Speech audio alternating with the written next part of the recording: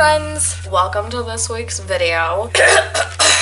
So I kind of wanted to take this week to answer a couple questions and talk about some of the suggestions I've been getting from you guys, as well as introduce you guys to a couple new products I've been trying, and there's a diet update. Good. First of all, I have been getting some questions about skin and hair. Now, I am no expert in any of this, but for the most part, I do have pretty healthy hair and skin. So I'm basically just gonna tell you guys what I do, and hopefully it works for you as well. For some of you guys, this is gonna seem super gross. I only wash my hair once or twice a week. I do shower every day. Don't get me wrong. The reasoning for that is when you start washing your hair a lot, your hair feels the need to produce more of its natural oils. So that's why you're seeing greasy hair when you go a day without washing your hair. Ugh. Constantly washing your hair, you're preventing your hair from thriving because the oils that come out really do help to moisturize and keep your hair healthy. Your hair needs that. But when my hair starts getting a little bit greasy, which I don't know if you guys can see, it's probably the greasiest it will get. But when it does start to get a little bit greasy, like too greasy for my liking, all I do is I just get it wet in the shower and then throw it up in a bun. And when it's in a bun, it holds the moisture longer. So the hair is gonna stay wet anyway. So it's gonna look wet. You guys have probably already noticed that I wear a lot of bandanas. I have to have my hair up at work and the baby hairs tickle my face. So I tie a bandana in. I find a bandana stays in my hair better than a headband does. Headbands are great. They keep the hair out of your face and hide the grease. Hats are super in right now. Beanies, love them.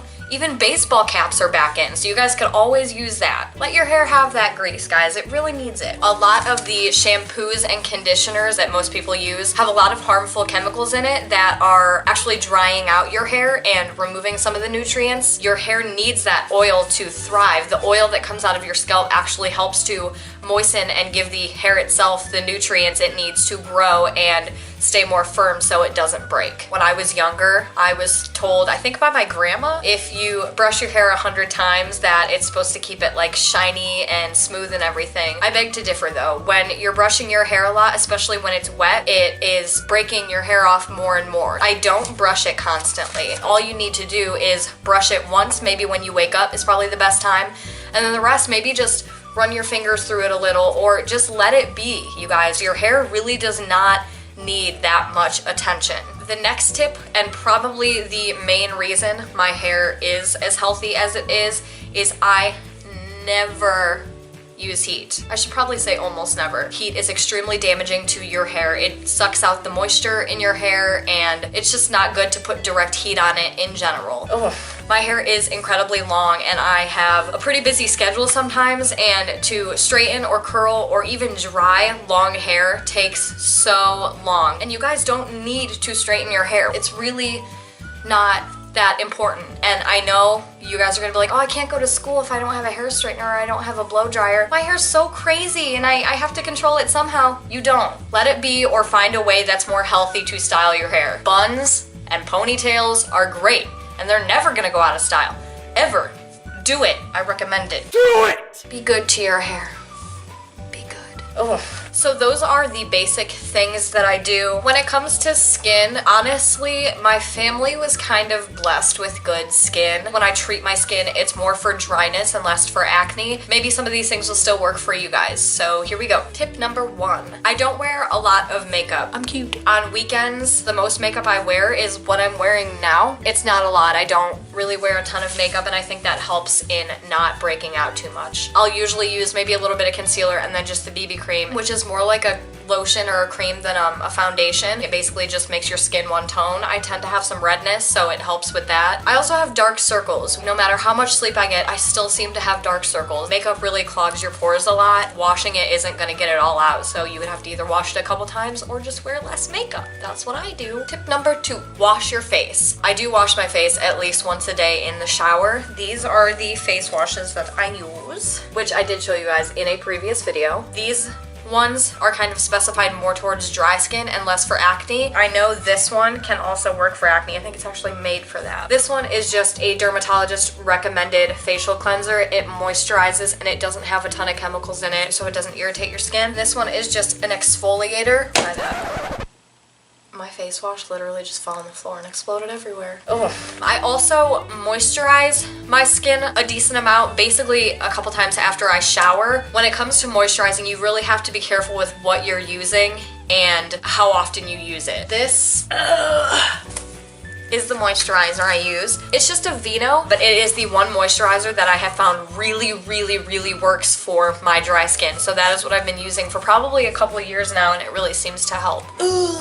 One of the other things that I was trying on my eczema spots this week was this 100% natural organic coconut oil. I was using this on 2 spots that I have on my ankles and in the folds of my arms, and unfortunately I wasn't noticing too much of a difference. In fact, I kind of think that on my arms it might have been drying out my skin even more. I'm not gonna completely give up on it. I was really hoping those would work though, so I'm a little bit disappointed. Tip number 3, I am also on birth control. I got on it a couple of years ago to help with a cyst that I had on my ovary, as well as to regulate my period. Birth control is known to help control acne. I had to get off of it a couple months ago. It was horrible. It made my stomach hurt so bad for like the entire month I was off it. It made me break out like crazy, which is weird because before I got on the birth control, I didn't really have a problem with acne. So that also might be another reason why I don't get it too much. Tip number 4, diet. Diet is a big part of your healthy skin. When you're eating oily, salty, greasy foods, that's gonna aid in clogging your pores, which in turn is gonna cause acne. Being on a mainly plant-based diet helps a lot with that, and it's not really gonna clog your pores. In fact, it could actually help. If you guys follow me on Facebook, you may have seen my post where I mentioned that I am going vegan. I know this is sort of a trend right now, but that's really not why I'm doing it. I have read multiple articles on veganism helping skin flare-ups, so like acne, eczema, and psoriasis. Being on a plant-based diet genuinely cleans out your pores and your skin. Eliminating dairy products and meat, all animal products in general, almost stops the rate of tumor and cancer growth. I may be trying to go vegan, but this one here is not. We are not born to eat meat. However, Spencer here is nature at its finest. If you go online and look up how people obtain meat and dairy products, it's not humane at all. It is absolutely 100% horrible, and it's real. The videos you're seeing of those cows and chickens and everything getting murdered, that is what you're going to the grocery store and buying. I'm not gonna sit here and tell you guys you're bad people for doing that, because up until 3 days ago, I was doing the same thing, and I'm still using products that probably test on animals, and I feel super guilty about it. That is why I'm looking to transition into a more vegan lifestyle. Another really good question that I got, and I'm kind of excited about this one, is from my friend Devin. And he said, in your opinion, what foods would be the best for someone who wants to start making the transition into vegan? And that's an excellent question, because I'm looking to do that right now. There's this rumor out there that a vegan diet is a really bland diet, and it's really not. You just have to learn how to do it. So basic answer is trial and error. Try some different vegan things and then start slowly transitioning to yourself in basically plant-based diets. I would recommend fake dairy and meat products. You obviously don't want to use too much of those because they're still processed and they're still not healthy, but I have found using vegan cheese has really been helping me. If you go to Heinen's or Whole Foods, they have a really good selection of different kinds. I don't crave meat too much. I've never really been a big fan of meat in general, but they do have fake meat that's made of soy, or burger patties that are made of like all vegetables and chickpeas and everything. While you're transitioning, I would definitely recommend using the fake meat and dairy products until you're a little bit more comfortable with not having to use them, and then I would switch to more plant-based things. And the after product, obviously I was a fan. It was delicious and 100% vegan. So for dessert, I'm just finishing it off with a date roll. I'm obsessed with these things. I found them on Raw Lyman's video, and I love them. They're so good. Fruit has been getting me through sweet cravings, and believe it or not, they have vegan ice cream and like vegan chocolate. I have these little vegan cookie things that are made of chia seeds, cacao, all these other supernatural products, but it tastes just like a chocolate cookie. I've been making smoothie bowls, which you guys have probably already seen as well, and I love them. You can get so creative with them. I don't like cooking, but I've really been enjoying making these for myself.